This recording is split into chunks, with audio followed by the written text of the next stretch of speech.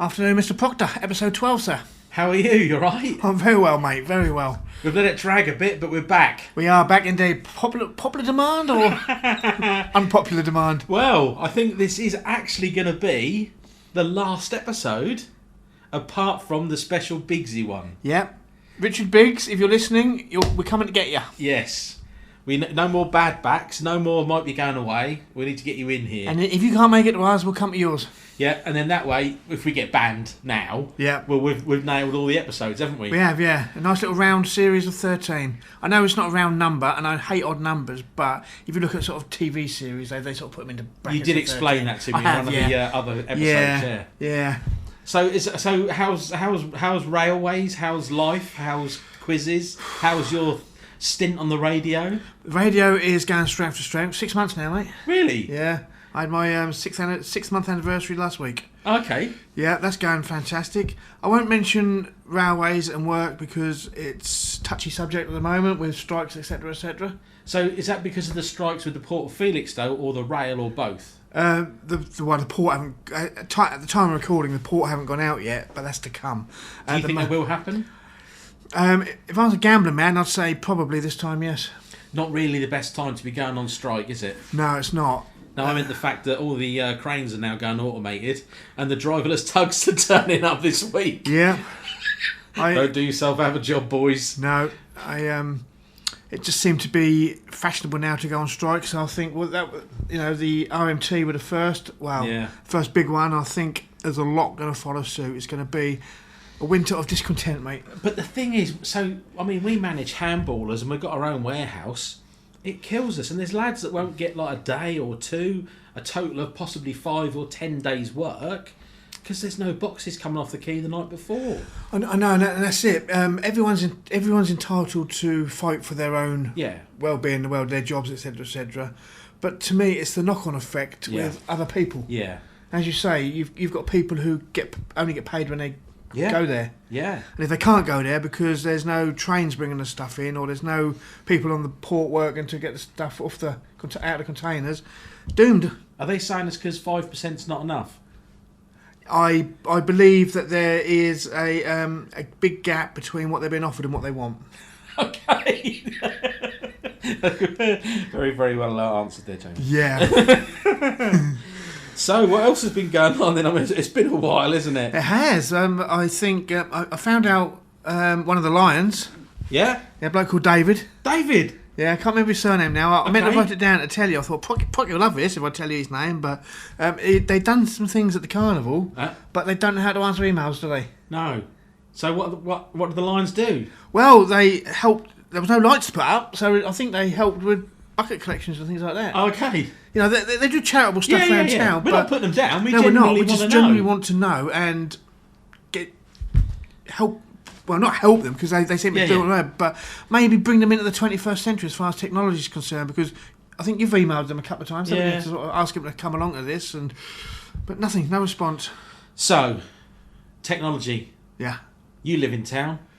We've got Wi-Fi now, ain't you? We have, yes. Any good? I don't know, to be honest, because I live in town, so with my Wi-Fi so good, I can actually still pick it up when I go to Greg's. Can it? Well, Greg's is downstairs, Shag. I know, but even when I go, even cross over the road and I can get it on a good day. So the free Wi-Fi, I don't know. I just thought it'd be like, I didn't know if you'd have tested it. Well, you know what? So you can have a moan.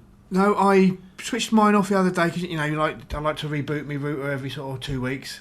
No one does that. I do. No one does that. Well, I do it. It unclogs the pipes. Does it? Yeah. Yeah. If you've got a lot of traffic going through your router, which I do work and things like that and recording that, if you unplug it and leave it off for 10 minutes, it cleans the pipes. But you can't bleed a radiator. No. No. See, I know. So the other day when I switched it off, my phone suddenly clicked into Wi-Fi. I'd got Greg's Wi-Fi downstairs. There you go. Perfect. Amazing. But I thought, I don't think their Wi-Fi's strong enough for me to stream all my stuff from the internet. I'm going to a meeting tonight, or later tonight, which is at the co-working space and business support hub. Have you seen that? Is that the one Where Burton's used to be, or Foster's used to be in town. Well, the address is number 87. Yeah, it's down there, but it's where Foster's used to be many years ago. Remember Foster's? Yeah. Yeah, when I was skinny, I used to buy clothes off the peg. I used to get jumpers from Foster's. Yeah, there's a load of a business support thing called Mentor, and they've opened up this business hub. So if anybody wants a small office space or to rent an afternoon or do some work out or somewhere or have a meeting, Felixstowe's now got a provision for that called the Hub. So it's in Felixstowe. So isn't Nick Pandolfi something to do with it? He's part of Mentor. He's part of their marketing and does some of their lessons and stuff. Yeah. Yeah. The man behind Brian from Melton. Is he Brian from Melton? Yeah. Is he? He is, yeah. Sorry, Nick, if you ever listened to this and I've rumbled you and told people the secret, but you are Brian from Melton. I didn't know that. Yeah. Hey, you got your toothbrush, bud? So if you don't know who Brian from Melton is, just Google BBC Radio Suffolk, Brian from Melton. And he's very funny. Mother? So did you go to the carnival? I didn't know. Oh. I was in Doncaster watching Paul Heaton. Who? Paul Heaton. Who? Ex-House Martin's Beautiful Self. Oh, okay. Yeah. I've heard of them. And the Proclaimers. Yeah, okay, yeah. So, yes, I went there for the weekend and, yes, unfortunately I missed the carnival. I saw some pictures on Facebook. It looked pretty cool. It did. It looked really well attended and they do a good job, the carnival committee. Yeah, definitely. But no fireworks. Yeah, I can understand why. Bit breezy. Yes, with the dry weather. Imagine one of them had blown back onto the promenade and set fire to that. And people saying, people had gone mad, weren't they? Yeah, People went mad because they cancelled them because, you didn't get that wind that you wanted. They didn't want the wind. They were being, Careful. Yeah. Now, libelous. I think nowadays when things are cancelled in advance because something might happen, I think a lot of people are upset that no one died. Oh my God, people didn't die. Oh, that's, I think we're happy about I get what you mean. You know what I mean? Yeah, it's literally looking after them, isn't it? Yes. Yeah. So I think there's something that in all the podcasts that you mentioned that we haven't actually covered. And I think we should... Well, I'm going to say before we go, Euro 96 in the Falcon. You said you've got some stories about that. Yeah. Should we take a break? I think we will, and then we'll come back and talk about Euro 96. And the Felix. So, mate, Euro 96, where did you watch it? Are we recording now? Yeah. You didn't think about it, did you? I don't, mate, no. So, Euro 96. Why... I don't really follow football, but I love to go to the pub and watch football for the atmosphere. I went and watched the women's football on Sunday night, but I was in a bit of a naff pub, really. I really miss Felixstowe when it comes to stuff like that. Why was Euro 96 so memorable? I think it's because probably it was the last time England actually had a good team. Really? Yeah. Terry Venables in charge, beat the Dutch 4-1. And the good thing about beating the Dutch 4-1 is we let one in late, which knocked Scotland out. Hey! Right. So, Euro 96 in the Felix. Yep.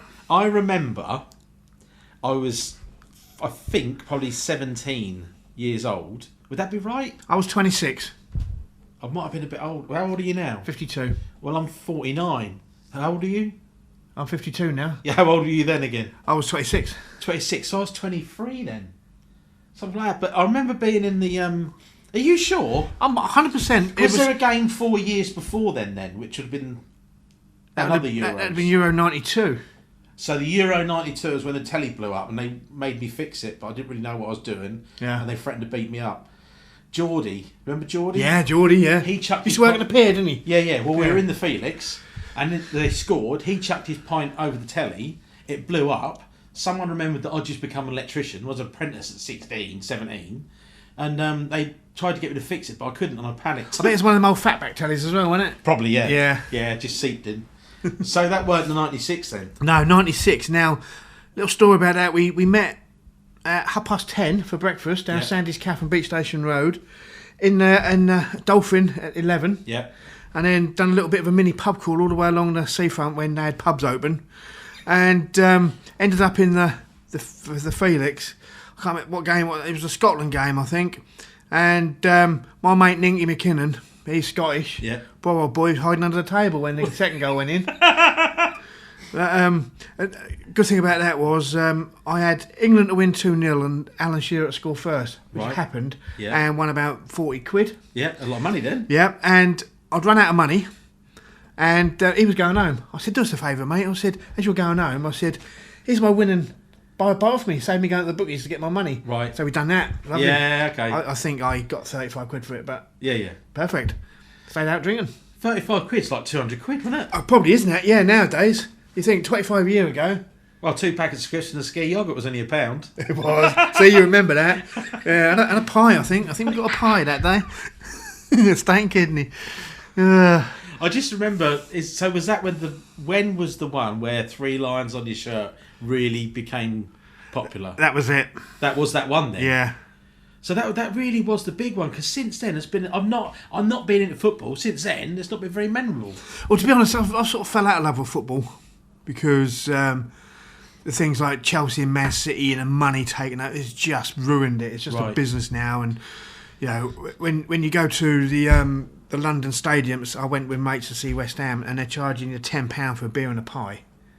That's scandalous, isn't it? And I reckon it's a meal deal. I watched the ladies' football and they were just pulling some stunts, weren't they? I didn't watch it. They were just going for it and just doing that. Bollocks, I'll have a go. And it worked. See, I didn't watch any of it because I don't watch the men's football, so I'm not going to watch the women's. Oh, okay, right. I'm not going to jump on any bandwagon. Yeah. They're in the final, I better watch it now. I just watched Murder in Paradise, mate, in my pants. Oh, I probably jumped on it. Went down the pub because I wanted the atmosphere. But I ended up sitting between one old boy and old girl, and bloke and his son next to me wouldn't even talk to me. Yeah. I mean, what I've seen of it is fantastic. You know, well done, girls. It's brilliant. And the fact that the crowd can actually go and watch it and behave. Yeah, good point. I don't want to compare because it's like comparing apples and oranges because women's football, men's football, 2 vastly different things. And there's a lot of shout for the women to be paid the same as men, which it will come. But with the men's football, it's all hidden behind paywalls, isn't it? Because Sky can, you know, the clubs can afford to pay the big wages because they're getting billions of pounds off Sky TV. Right. The good thing about the ladies' football is, the women's football is, it's on free-to-air TV, so the kids can watch it. Oh, okay. If it's suddenly on Sky TV, a lot of the families can't afford Sky TV, so the young girls will miss out on watching it because it's hidden behind a paywall. Right, okay. That's good, isn't it? Yeah. And when I was watching it, I was just thinking how empowering it would be for the young girls watching. Yeah. Definitely. It was really, really... It's a bit emotional, actually. It is. Yeah. I think, as I say, it's not my cup of tea. I won't watch it, but the fallout from it is girls can actually say, do you know what? I'm a game of that. We've done so well to talk about this and not offend anyone or be rude or sexist. I know that. We've done stop sitting there going... yeah. And, you know, I think that's probably because we're not anti it. Yeah, cool. Yeah. Yeah, it's not in there, is it? It's for us to think it, No. Yeah, I'd still like to be comical about it, though, but we can't, can we? We can't, no. No, we can't. Not in this day and age. Biggsy's not here. I know that we're saying this is the last proper episode, but... Let's not ruin a good If people want a Series 2 later in the year or early next year, we don't want to alienate everyone totally, do we? I think we should we're going to do the Bigsy thing, okay? Yeah. But it's just hard work getting them to come here. But we should definitely, I keep saying definitely, go out and start at the top of town, through town of an evening, and end up somewhere on the seafront, or maybe start in the Falcon and do a who's out and about and what's going on. We could, couldn't we? We could do a little, like say, roving reporting. You could take your big microphones and look like Michael Fish doing a weather report or something. Yeah. There would not be a hurricane. So, have you got the stats and figures for how we've done and who's actually listened? And I have indeed. I've only counted the podcasting hosts and YouTube. So that's Anchor and YouTube. But then it goes out on Apple.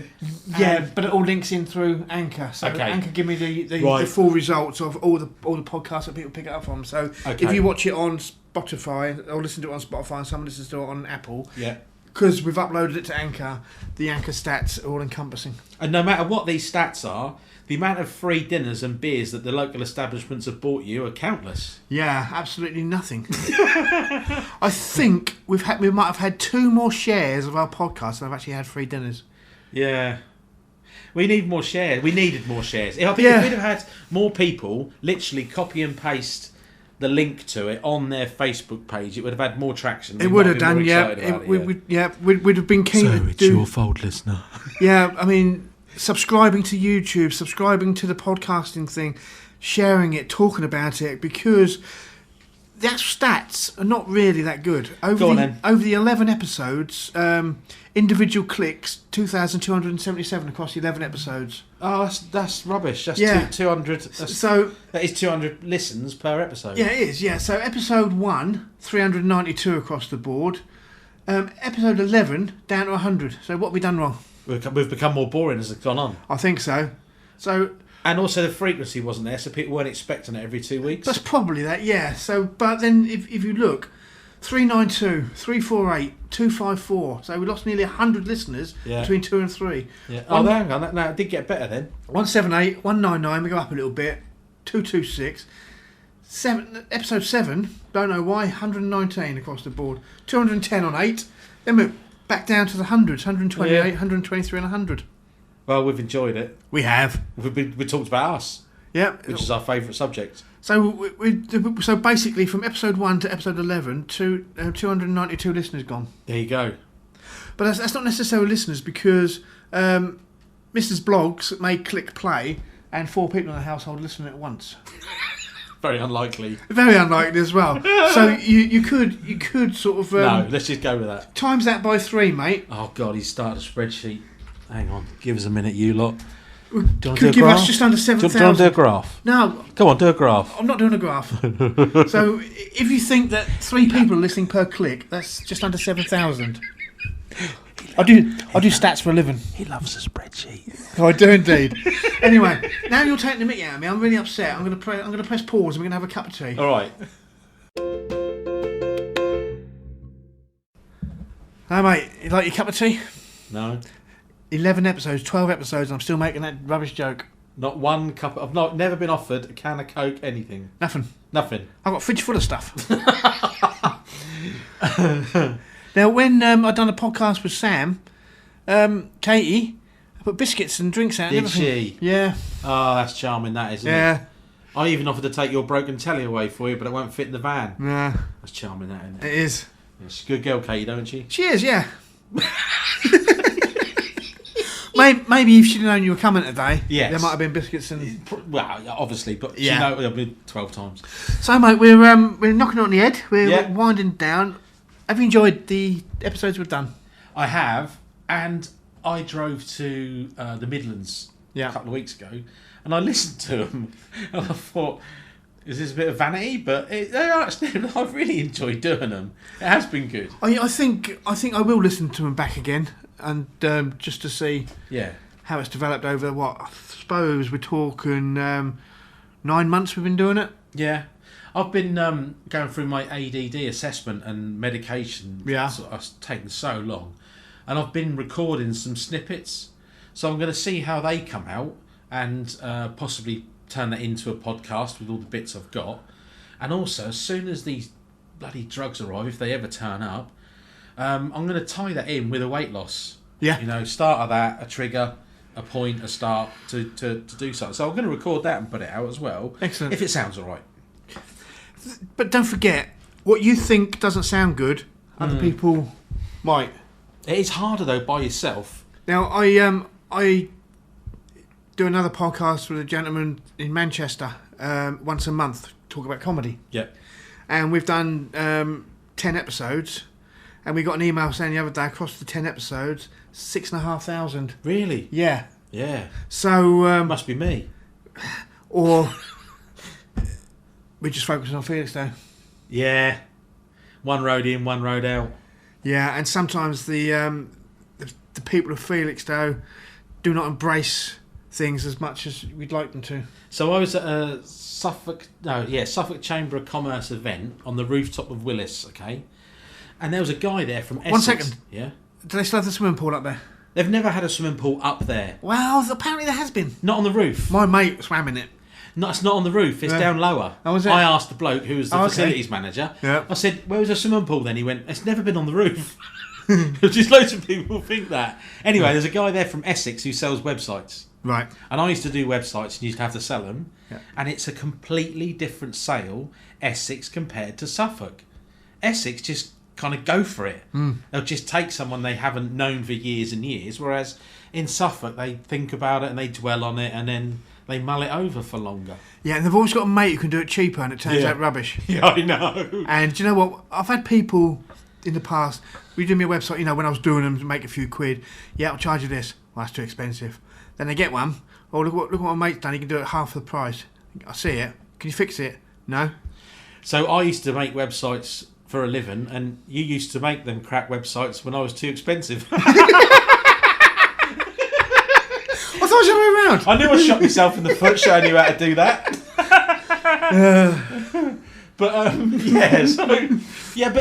We genuinely started this because we both love Felixstowe. We do. And if it's been about Felixstowe and it's give some people some entertainment, then that's good enough for me. Yeah, I always say that I have always said if one person likes it, it's a result. But I'm still a little bit despondent that the figures are not higher. Yeah, I thought it would be bigger. Yeah. Perhaps someone's going to share this episode and then it'll become viral, Jamie. Yep. But hang on. Do you think you'd have got the radio gig if it wasn't for this podcast? Yes. Okay. That could have been an outcome. Not necessarily this one, but the first one I ever done.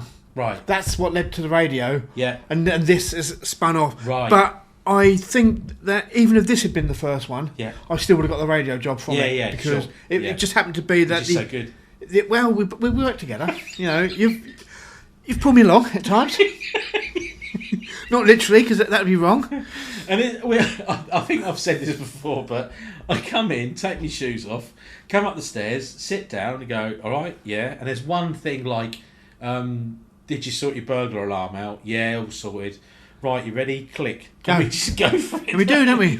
I get up and go and it's done. Not really have a script. We've got one or two pointers and then we just ramble, don't we? Yeah. But we still haven't sorted out the Lions Club. We still haven't got the ramp fixed outside the calf. No, and I still haven't been around every chip shop in town. I'll give it a go. Maybe that's why the listeners have fallen off, because they thought he's not interested in his chips. They're not interested in him. They want chip shop reviews. You do, yeah. So maybe Series 2 might be chip shop reviews. I doubt it. It won't be. No. It'll be what happened to the Port of Felixstowe. Yeah. Yeah. Right, so I think we'll sign off then, mate. Yeah, I'd like to say, on behalf of everybody listening, thank you very much for letting me come round and use your facilities, Jamie. No problem. Maybe next time there'll be a cup of tea in it for you. And we will do more episodes, because we're going to do Bigsy to finish off the series, and then we're going to do a Rover report and maybe the occasional special, see how we feel. Yeah. And see if we come back. And if we can get... Here we go, people. Here we go. If we can get the 2,277 total listens across the 11 episodes, if we can get that to 4,000, we'll come back for Series 2. There you go. So, if you want more, share it and get people to listen to it. Yes, it's blackmail. Tough. Who did share it? Georgina Goodwin shared it. Yeah, George is a great... There's a friend of mine, Michelle Roberts. She shares it. Matty Hope shares it. Yeah. There's probably one or two others, but infrequently. Yeah.